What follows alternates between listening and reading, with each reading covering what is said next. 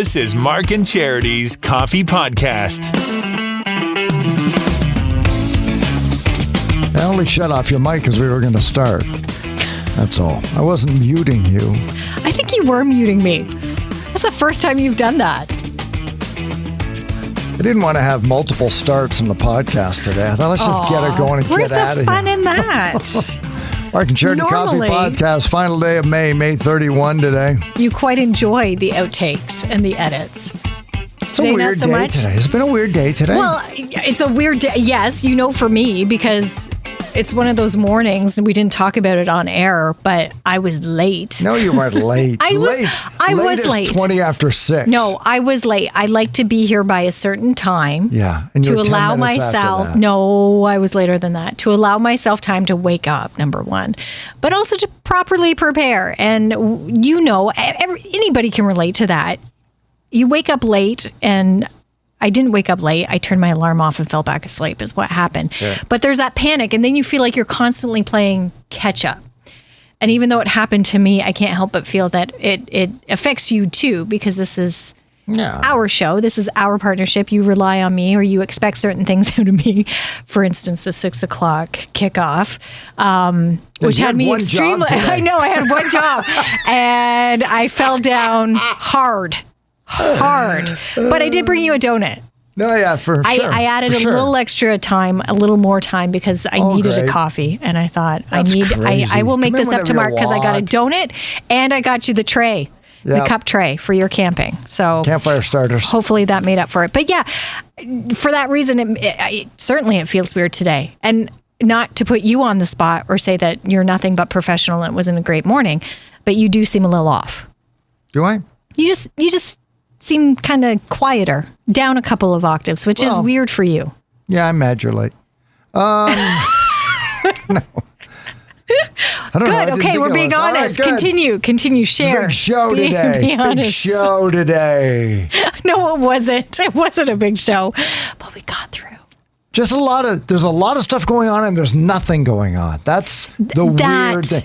It really is. For example, when we put the show together, we want like a big thing to hang it on, like one big thing. There wasn't. There was a lot of little kind of things. And maybe that's it. It's not for a lack of trying, because you and I both look, and I know I look. We read and a lot. Scroll and search, but it just didn't feel, even the pulse today. It was about Top Gun and Ed Sheeran performing for the Queen, which is kind of interesting. But there's really a lot, but not a lot. I don't want to talk about Johnny Depp and Amber Heard. It's ridiculous. And so what if Cardi B watched a yacht sink? And it's just things that aren't really. Can we talk about the Johnny Depp thing for a second? Sure, we can. You know what Go for it. This is what really bothers me more than anything. This is big picture garbage stuff. Okay. And I'm not minimizing domestic abuse. Please, that's not it. They get 6 weeks for that. Oh, I know. And if you've seen any of it, courts are backed up, and they get 6 weeks. It is ridiculous. Any other court would be like 2 days. And quite honestly, and like you, I'm not diminishing televising it, and that's what bothers me. I'm not diminishing the charges or the allegations at all. But if you have seen anything about this quote unquote trial or suit or whatever it is ridiculous. It is a circus. It is the testimony that I have seen or heard. And I'm not saying it's all, but the majority is just so over the top. And you think of other things that are going, as you said, other things that are going on. This and other court cases that can't get resolved. Yeah. Well, and they get 6 weeks. I don't want to compare, but in comparison to what's going on here in Canada with Jacob Hogart, I think of the difference there. Mm-hmm. It's similar in the way that both he and Johnny Depp are there's allegations of sexual assault. Mm-hmm. There's allegations of abuse there. And his, I would say, is so much more serious, Jacob Hogart's. Yep. And it's been taken seriously, and it's in the courts, and they're talking about it, and they're dealing with it. Whereas Johnny Depp and Amber Heard, spousal abuse, any sort of abuse, sexual abuse. Yeah, absolutely. To look at that, the difference between the two, and they've only been, I think Jacob Hogart's only been in court a couple of weeks. and already they're heading to, I believe, deliberation here very shortly. Yeah. And it wasn't televised, and it wasn't some circus thing. and show. This is a show. This is and you something totally different. You have like court TV correspondence, and then you break down what was said. That's what bothers. I mean, the charges are awful if they're true. Go through the court, but it's like this. And I gotta watch. Did you see the latest? Nobody believes her. Blah blah blah blah blah. That's the thing. It's like, is this really going on? Is this how we're really going to deal with this? I read things about Jacob Hoger and the Headley frontman and what's going on with that, and I am saddened by it. I'm disgusted. I am angry. There's a lot of emotion there.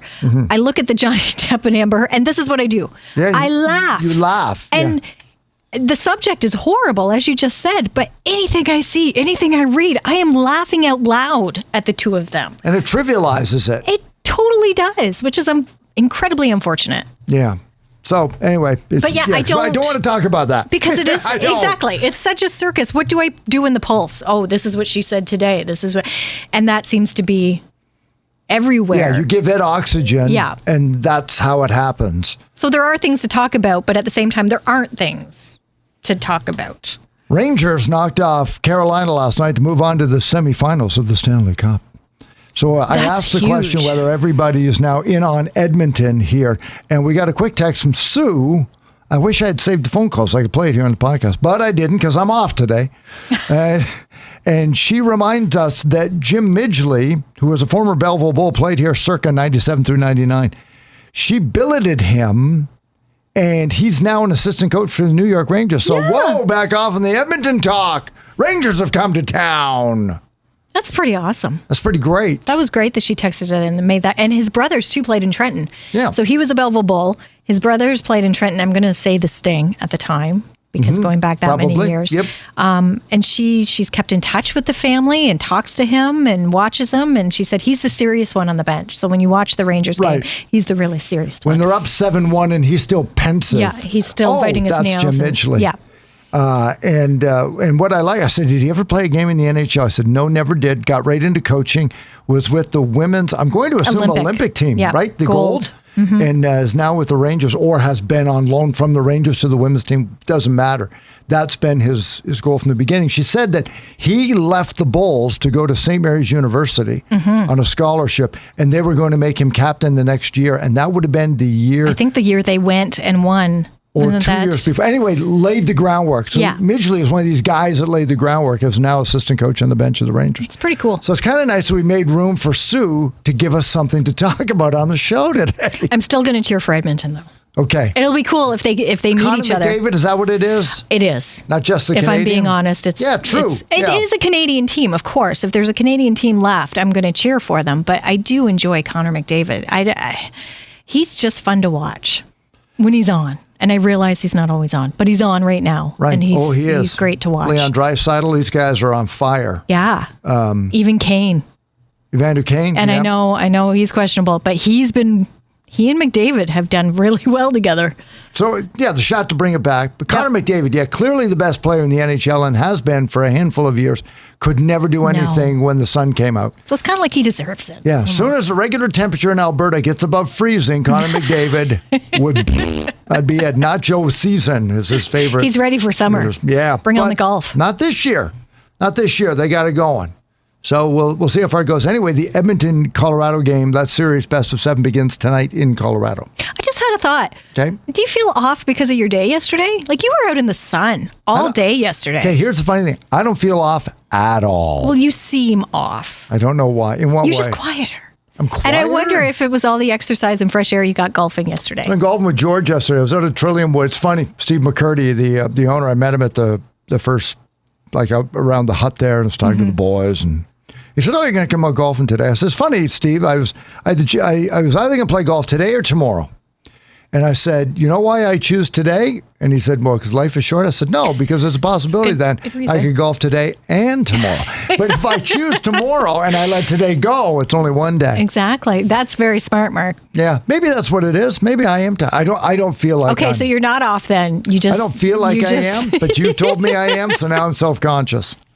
So maybe So it is just because I was late this morning and you're angry. George, I met George. George is from South Africa. Nice young fella. I don't know. I say young fella. Maybe he's 30, maybe he's 35. So I'm trying to get the accent. There's the Ringo again. You keep trying. You're trying. I keep trying to do South African. I can't. And you even asked him, is that a British accent or? Yeah, well, I just said, are you from Britain? He was like, South Africa. And he played. You sound like a Beatle. I know. It's so horrible. I'm horrible. They weren't from South Africa. Not the Beatles, no. But George and Jana, his wife, are. And then they moved to Stockholm, Sweden, Jana. got a job. They have great careers in tech. She works for Shopify, so settled down, right? And he was working on app design and stuff, like really interesting.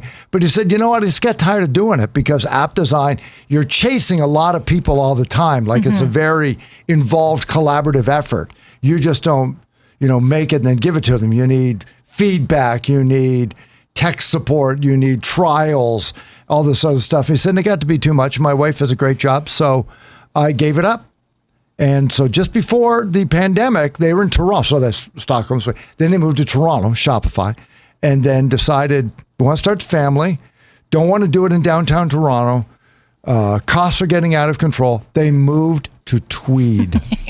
Isn't that great? That's Stockholm, amazing. Sweden to Tweed. That's a beautiful town. Yeah. And they've been there 3 years. Now they're expecting their first child. Nice. Which is clear because if he already had a child, he would have been golfing on a Monday afternoon at noon with me. And hits a good golf ball, but as I say, he's a rugby player, so he's he looks like when he gets that game going, he just rockets the ball. But a super guy, really, really nice. Sometimes it's so just when are you about playing golf. it again? I know. He said, if I see you out here, can we match? I said, sure, absolutely. And I'm thinking, you're never coming here again because after 18 holes with me, that's too much. That's too much. It's a lot. Ask Charity. It's a lot. I'm good in small doses. 18 holes would be more than this. In the sun. Could golf today. Might again tomorrow. Are you going to golf today? No, I'm not going to golf today. I'm off. I'm off today. It's too hot. It is hot today. So, but you got to find ways to cool down today for sure. What else are we talking about today? This Sundoku. Sundoku. Is that right? Sundoku. Okay, that's not the Sudoku. Sundoku. This is a crazy thing. Basically, people buy books so that we'll say, wow, you're a book buyer. They have no intention of They buy books them. not to read, to take pictures and post on social media. That's one reason. It is actually a thing where they just draw comfort from buying books. And I can kind of relate to that because there's something about holding a tangible. book. Yeah, tangible about...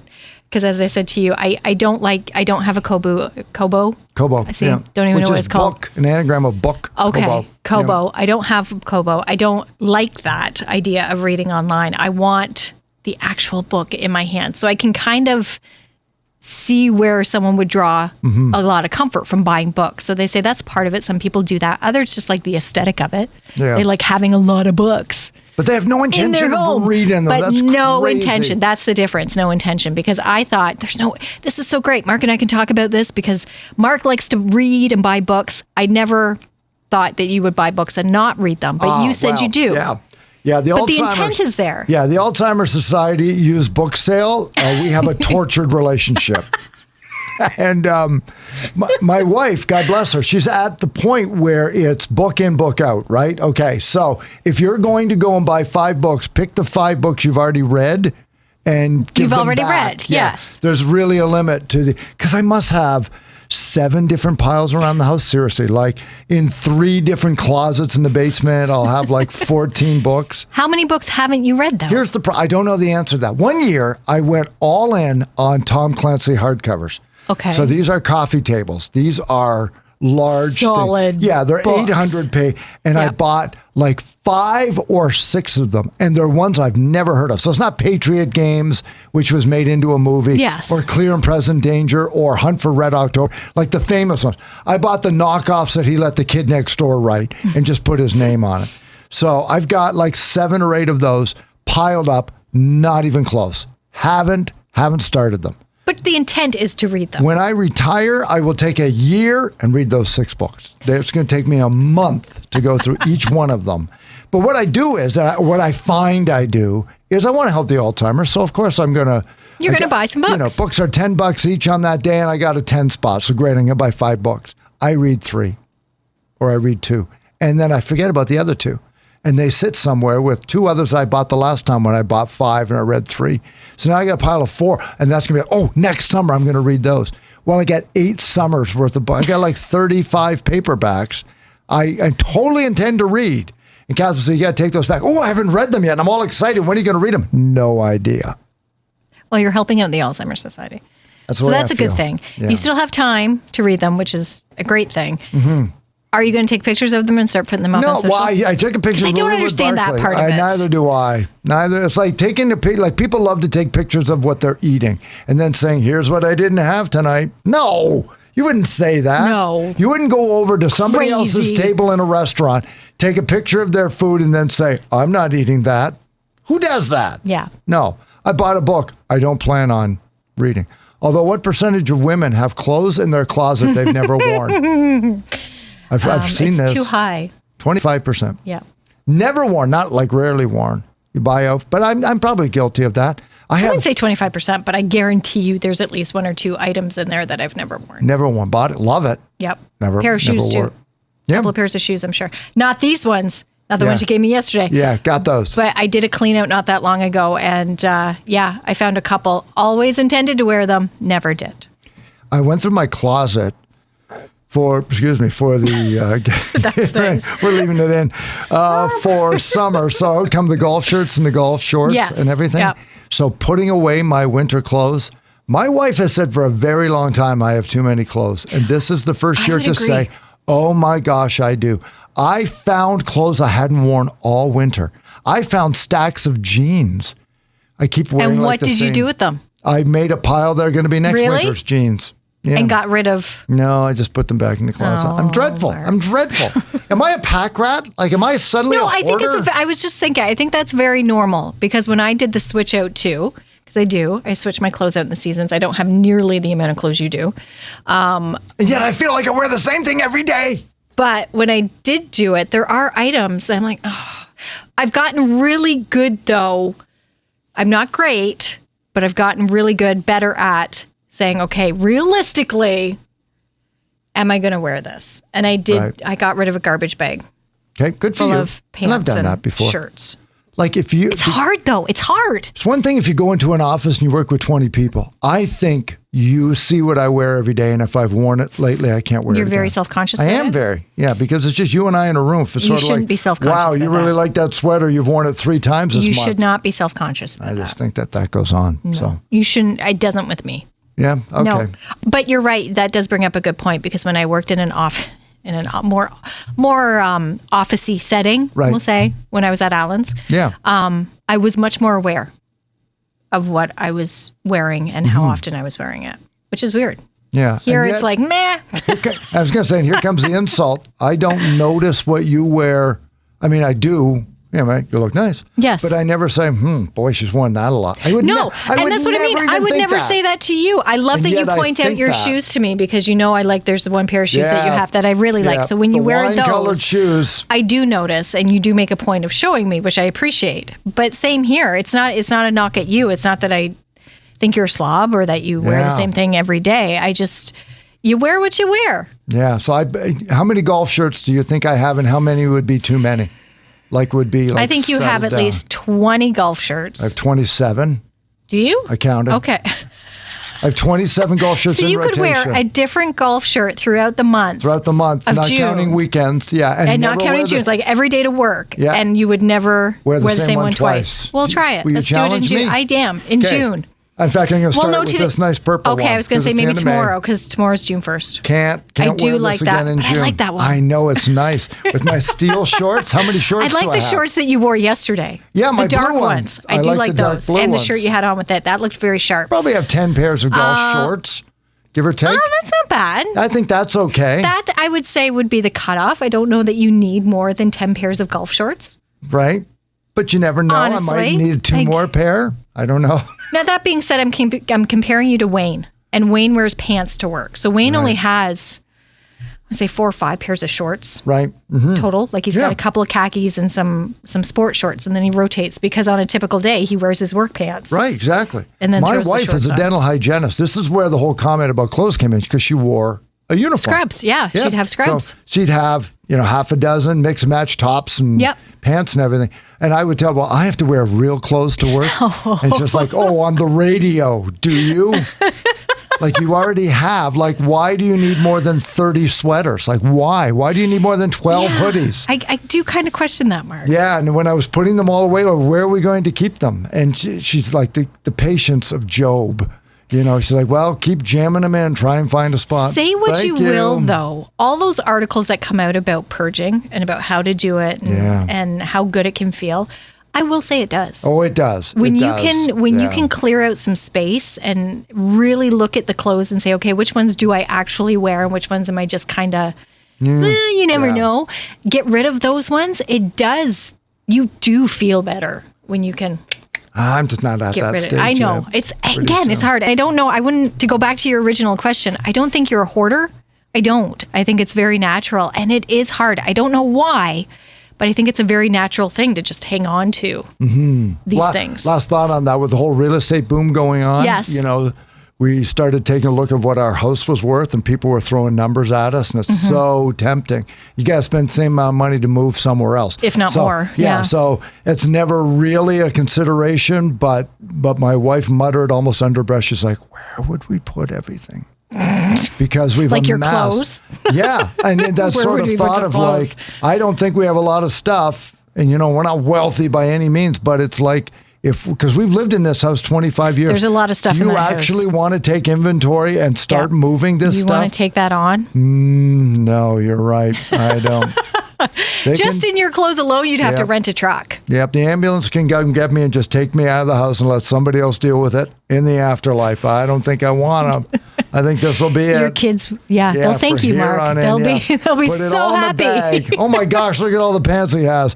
Mark and Charity Coffee Podcast, final day of May. Challenge is on. I'm not going to wear the same golf shirt twice in June. Does it include belts or just shirts? No, just shirts. Okay. And I want to take a picture every day so that listeners know. And then we'll do a collage at the end? We'll do a picture. We'll do something.